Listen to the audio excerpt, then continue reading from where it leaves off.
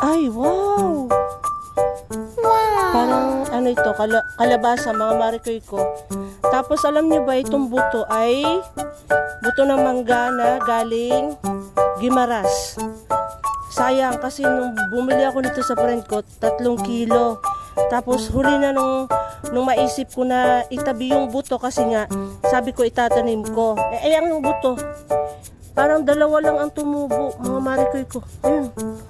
1, 2, 3, 4, 5. Aba, tingnan nyo naman sa isang buto. 1, 2, 1, 2, 3, 4, 5. Ito 1 lang. Ang problema ko nito kung saan ko siya itatanim. Ito, ano to eh. Oh, inano na kagad ng pinutol oh. Kalabasa ba? Oh, ayan. Tingnan nyo naman ang ang daming tubo ng yung yellow bell nasa taas. Ititanim ko na naman, bumaba na naman sila lahat oh. Ititanim ko yan. Oh, nagbabaan na oh.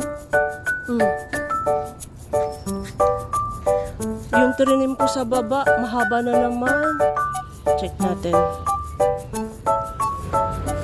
Ayan, ititanim na naman natin. Oh, tingnan nyo oh, bumaba. Lagi ko yan tinataas kasi nga hindi pwedeng dito sa baba. Gusto nila sa baba, paborito nila. Wala, ito yung mga binhi na nilagay ko dito, parang binhi ng kamatis, binhi ng buto ng siling green, tsaka bell pepper. Hindi ko na naasikaso. Kailangan ito maitanim ng isa-isa dapat, nang hiwa-hiwalay no. Kaso reres baka na naman to ng mga bigat. Reres baka to ng mga alaga ko. Diyan ka muna. Reres baka nila yan. Ang dami ko kaya punla na itatanim. Ay, bumaba. Hi, kuya. Ay! Ala! Gumala na rito sa baba. Chuchu! Oh, hala. Chuchu! Ayun, tinan nyo, nandun yun eh. Doon yan sila sa taas, bumaba na oh. Naglakad na po baba. Ay, si B-Boy! B-Boy! Andiyan ka pala? B-Boy! Andiyan ka pala! Andiyan pala ikaw?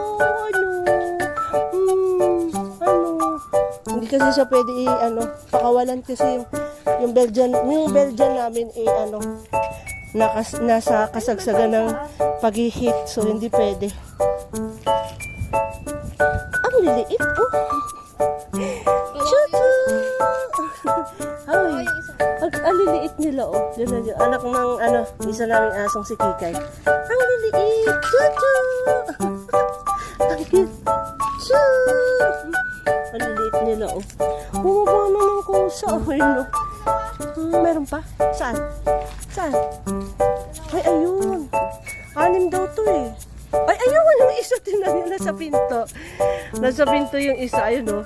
Nanananaw. Ala, susugod na sila oh. Hindi lang mga tutay sumugod, pati mga manok, yung mga bibi oh. Oh, 2, 4, 5. Yung isa nandun oh. Nananawan. Tingnan nyo naman oh, yung mga alaga oh, nagbababaan. Ala. Oh. Wala siya. Oh. Hihintay na yung magpapakain sa kanila. Alam na nila na gantong oras nagpapakain yung kanilang boss. Bumaba na. Ayun yung manok ni Rio. Ayan. Yan daw yung chick niya na kulay orange nung binili nung piyesta dito nung March. Tapos sisiw siya syempre, yung may kulay, di ba, binibili lang yun. Magkano lang yun? Parang 50 pesos. Ayun, lumaki. Kinulong lang doon hanggang sa lumaki. Ha? Ayun yung nanay si Kikay. 2. 7. Ayun yung isa eh. 6 na pala ito nandito. 2. 4.